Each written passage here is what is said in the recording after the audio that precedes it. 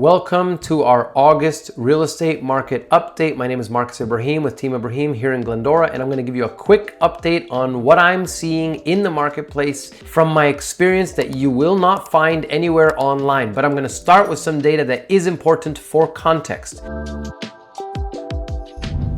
Number one, new listings are trending down, which is cyclical and expected for this time of year. Number two, active listings are climbing, which is in line with the rest of the market, meaning properties are staying on the market longer. Number three, days on market are also climbing in unison with the rest of the market and also is cyclical and expected for this time of year.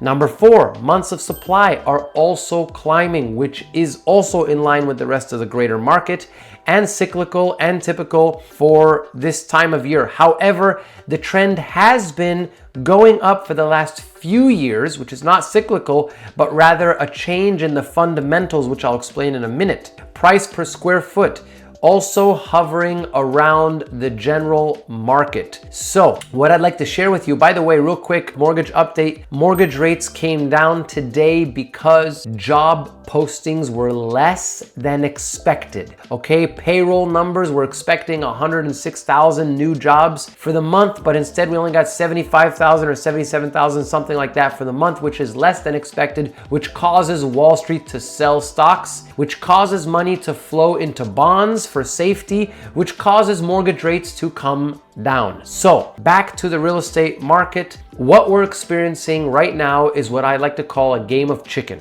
We have sellers that are pricing their properties based on old data from last month, from last year, whatever it may be. And we have buyers that are skittish from what's currently happening, like they might be afraid of some political announcements or tariffs or job payrolls or the stock market's volatility, whatever it may be. Buyers are currently skittish, meaning they're non-committal, they're afraid, they're tire kicking, they're looking at lots of properties but not necessarily making the offers that sellers are expecting. So what's happening right now is that sellers want this price and buyers want this price, and there's this great chasm in the middle, okay? Only Jesus can fill that chasm. But in this scenario, what's happening is sellers are holding on in most cases to their properties and they don't want to drop their prices significantly, which is why you saw my price per square foot graph not diving. It's just going down cyclically. And that's because sellers today have good equity. They have good holding power. They have good jobs. They're not forced to sell like they were in 2008. Now, buyers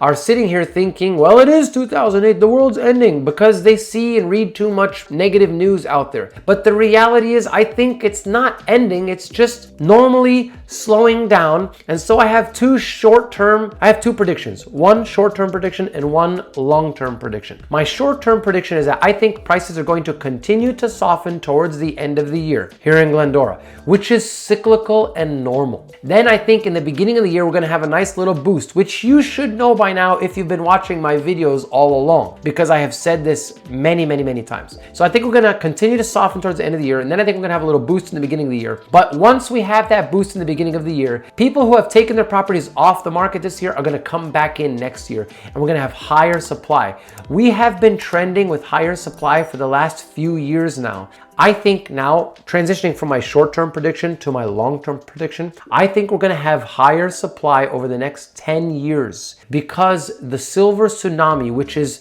baby boomers who own the majority of real estate in the United States, are going to be looking for opportunities to downsize or to readjust their living situations from large multi-story homes to maybe medium-sized or smaller single-story homes. So that's my long-term prediction and my short-term prediction.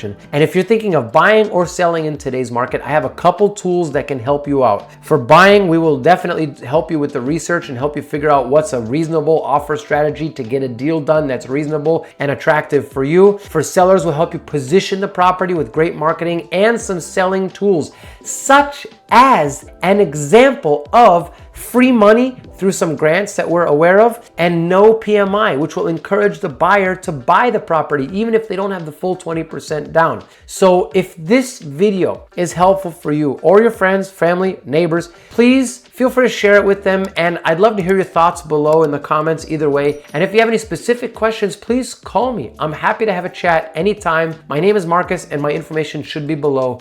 God bless you.